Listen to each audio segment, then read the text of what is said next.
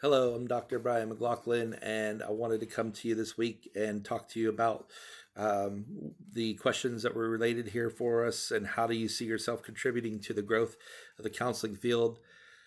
As a counselor in training, I see myself as one who's continually adapting and growing to what God has chosen to adapt. My learning abilities, both of what I have known in the past and what I have yet to learn in the future.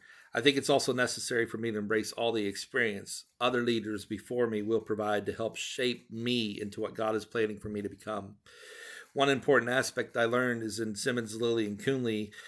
They were talking about the ACA Code of Ethics that specifically speaks to expectations and standards related to counselor wellness and self care. Self care is so important because if I'm not taking care of myself, how can I take care of others? And that is something that is very deep rooted in me.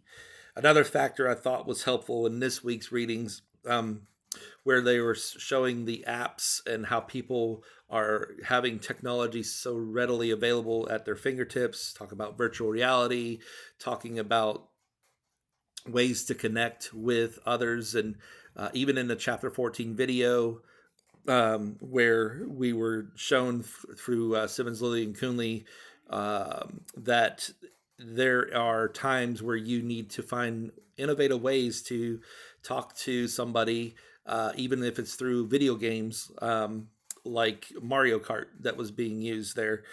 Um, but the explosion of technology and knowing how to navigate the waters of technology is the self mental health care is readily available at somebody's fingertips now. And I believe it's important to be prepared enough to answer questions that will inevitably be arising from the apps that are made to help people be aware of their mental health struggles.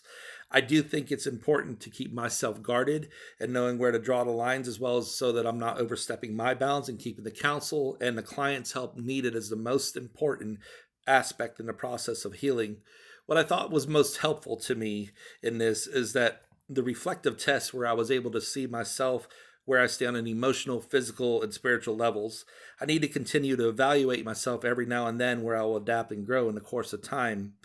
How I believe I'm personally different as a result of this course. I believe that I am changed, that I have seen myself God orchestrate into my life where I never saw myself possible before.